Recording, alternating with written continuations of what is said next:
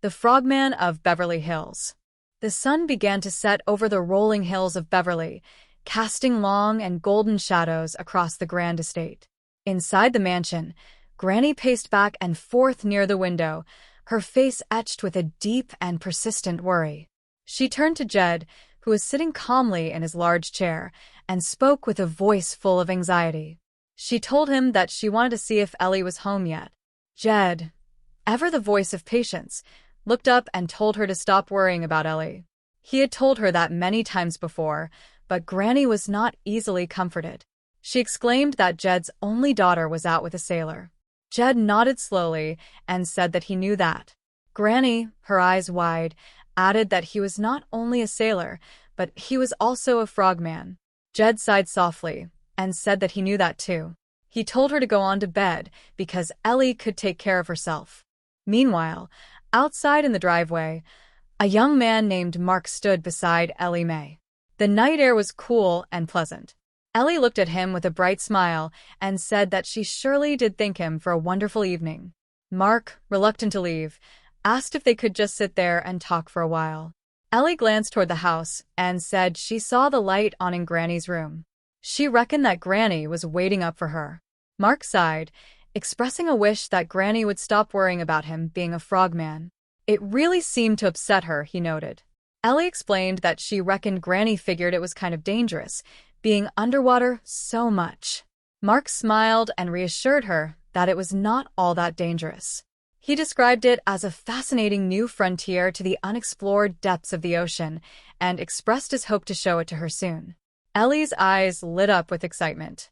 She said she would love to see it.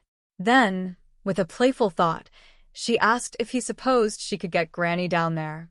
Mark chuckled and said he doubted it, noting that Granny was awful scared of water. Inside the house, Jethro was glued to the television screen in the parlor.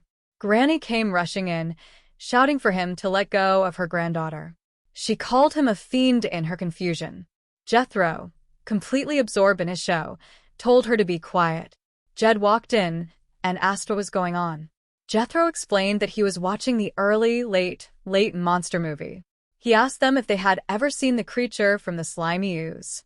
Granny, still thinking of Ellie, cried out that her cousin was out with it. On the screen, a creature grabbed a beautiful blonde girl.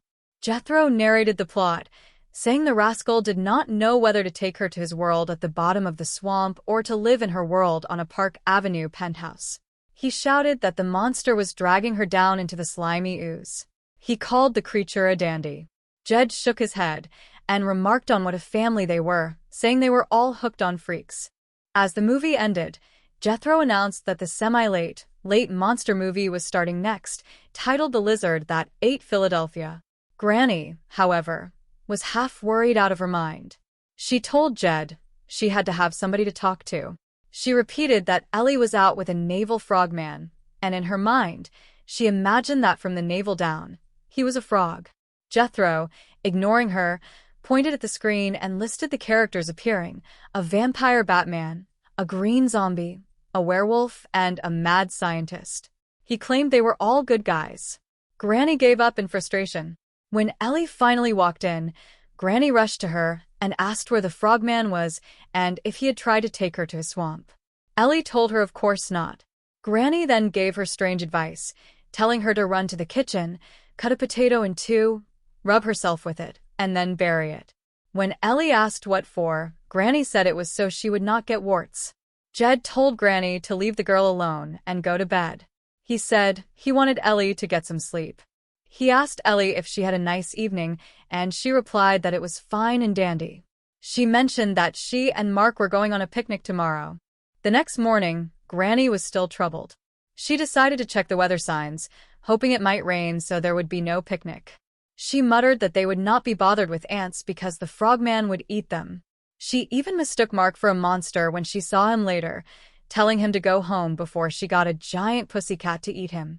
Despite her efforts, the weather remained clear. Granny went to the bank to talk to Miss Jane, whom she considered the smartest person she knew. Miss Jane, wearing a raincoat and umbrella despite the sun, listened as Granny explained her fear that Ellie was marrying a frog. Miss Jane tried to explain the concept of a centaur or a satyr from Greek mythology, mentioning the god Pan and his mother Penelope.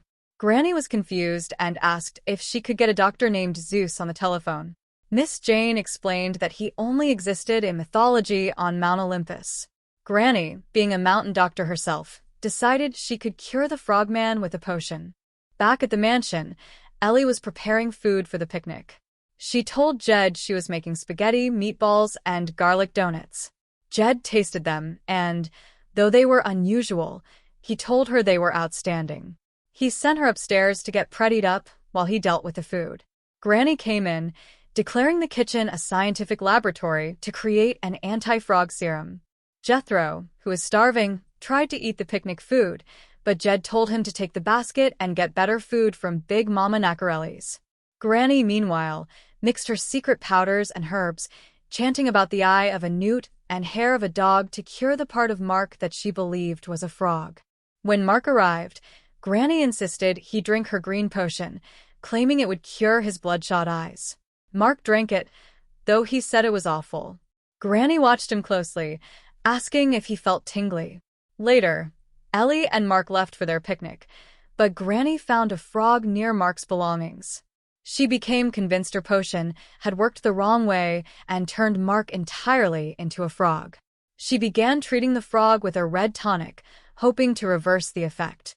Miss Jane eventually visited and suggested a different cure, the classic story of a beautiful maiden kissing a frog to turn him into a prince. Granny rushed to find Ellie. She told Jed to leave them alone and begged Ellie to do her a favor. She told Ellie to take the frog and kiss him. Ellie was confused and asked why, but Granny pleaded, saying if she ever wanted to see Mark again, she had to do it. Ellie reluctantly agreed. Just as Ellie leaned in to kiss the frog, Mark walked through the door. He told her he had to return to the recruiting office but came back for his things. Granny, seeing Mark standing there right as Ellie held the frog, was overjoyed.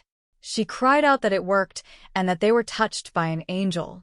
The sun continued to shine over the hills, and the confusion of the frogman was finally laid to rest in a moment of laughter and relief.